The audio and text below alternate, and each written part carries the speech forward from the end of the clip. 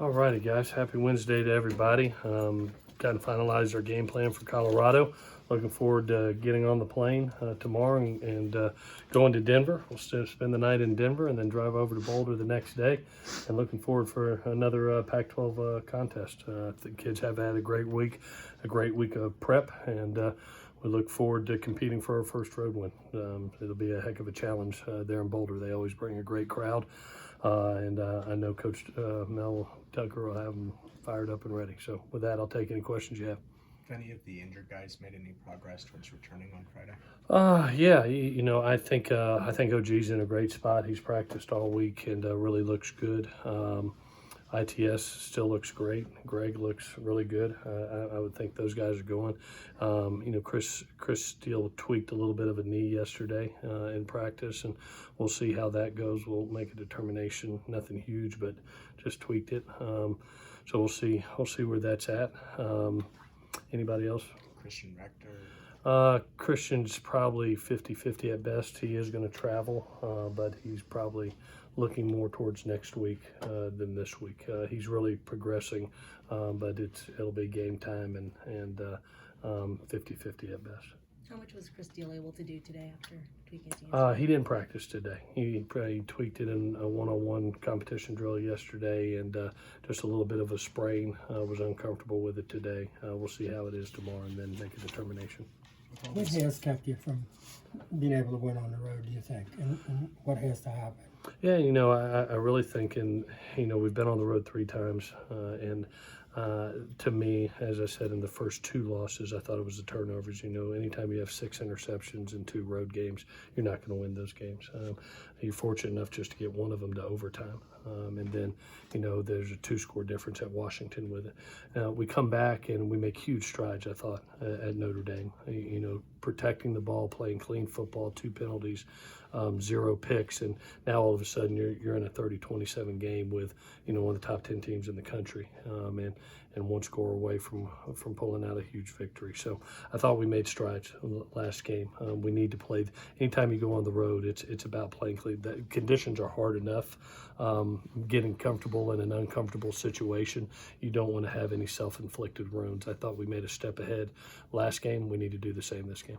The looks that Michael Pittman's got the past 3 or so games can be frustrating for any receiver, being doubled so much. From your vantage point, how's he handled that? I think he's handled it great. He's still, when you look at that game, you still see the huge explosive play that he made for us that sets up a touchdown, and then he scores a touchdown in last game. So, we've always said make the most of each opportunity. I mean, look at the 3 wideouts right now. Add up those number of catches right now. You got two in the mid 40s and 1 in the high 30s, and that's as good as anybody, not only in our league but in the country. And those type of numbers for 3 receivers. So I've always thought that, man, you're going to be able to maybe double one, but the other ones are going to go off, and that's what's happened. Everybody's kind of had their day through the season. All of a sudden you want to double Pitt. Amon-Ra's going to wear you out for over 100 yards, and then it'll be Tyler's turn, then it's Pitt's turn. So, and we'll do a good job of moving guys around and try to get them hidden a little bit. But it's something that I think that those guys have played tremendously unselfish, and they've made the most of their opportunity. If you get 4 opportunities, make it 4 for 4. If you get 12 opportunities, make it 12 for 12. Do you see Greg Johnson playing a full allotment, or does he share time there with Max? Just depends on how his shoulder's feeling. I think Greg is confident in it. He needed that week to get confidence. He's had a great week of practice. Max is ready to go in. I can see Max getting some reps in this game. But Greg has had a lot of confidence and had a good week of work. So he'll start, and I expect big things from him. Through all the injuries, you've had to work people at positions they didn't start out the year at, like Chase Williams and Walter Eccles. How have you guys been able to identify who might fit in these new positions? Well, it's one of the things that we plan for worst case scenarios. You hope for the best, but you plan for the worst. And in Chase's case, we practiced him both at nickel and safety, if you remember. We try to train everybody for certain situations. We've trained Kanai at both outside linebacker and inside linebacker, And you never know when you're going to get in that situation where you've got to have a good player move it to another position. Jalen McKenzie is a guy that could play guard or tackle. You may end up with your fourth-string running back. You better train everybody. You better train everybody. So it's been one of those years where I'm very thankful for our coaches. I think they've done a great job of, we talked about in training camp, growing this team from the ground up. And making sure that our strength was our depth, and make sure we train everybody. Just don't focus on the starters.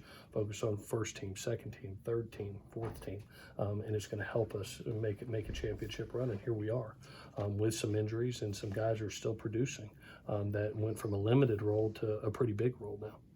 You guys were in the track stadium there at the end. Was there anything special going on? Yeah, they were just conditioning our field, turf field. That field turf, sometimes pellets get moved around in certain ways, and so today they were conditioning it so we can be ready for the rest of the season. So we moved the defense over. You mentioned some of the improvement from road game to road game. Mm-hmm. Where do you think Helton Slovis has done the best in terms of from that first road start to Notre Dame? Yeah, just what I said before. His first road start was 3 picks. His last two starts here, he's had no picks, and that's the biggest thing. And even last, I thought he played a really mature game, by our standards and his standards, he's always going to want to play better. But, you go and all of a sudden, go 21 of 30 for 250 yards, 2 touchdowns, and 0 picks. And it was one of those days where, gosh, I missed this throw. Just some things didn't open up the way I wanted to. I took 2 sacks. At the end of the day, he found a way to win. Put 41 points on the board and not make the critical error. And that's back-to-back games. And so now we've got to take that on the road, and he did it at Notre Dame.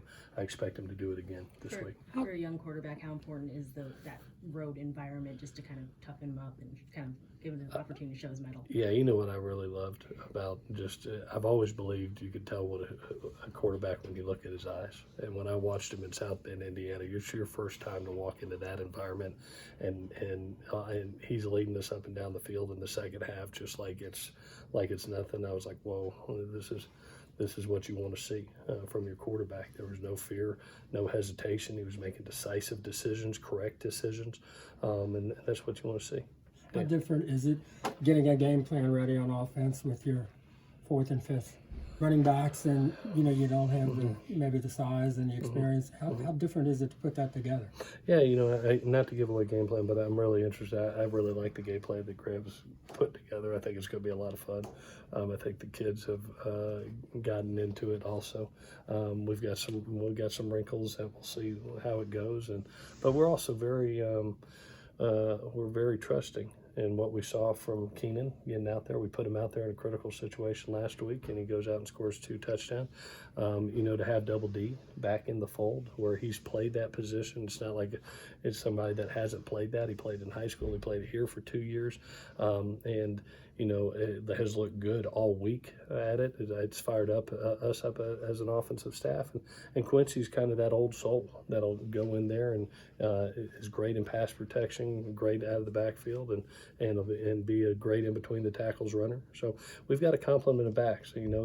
Each one's got their own strength and will be in kind of for certain situations. But I like where we're at right now. It's going to be fun to watch on Saturday. You had the major emphasis on penalties in the offseason and the preseason. Why do you feel maybe it's not sustained through the season? I think sometimes you look up and you have 2 penalties at Notre Dame, and then I think we've had a 3 penalty game, a 5 penalty game, a 2 penalty game, and then all of a sudden you get a crew that wants to throw 12 out there. Now last week there were some decision-making penalties that really frustrated me, and so I told the guys, I said, and it was by young people getting their first opportunity. It's Keenan all of a sudden scored a touchdown and run into the back of the end zone. There's somebody doing this, and he's a respectful kid, and he slaps hands, and it's 15 yards. That's an education that he's got to learn. And Kanai, he makes a big play and gets over emotional, and when emotion goes up, intelligence goes down. It's not not deliberate, but I helped him this week. I said, you know, if we make one of those decision penalties that costs our football team, you'll come stand beside me for a series, and I bet you won't do it again. And so we'll help some young people remember the importance of controlling your emotions in celebration. Okay. Okay, thank you.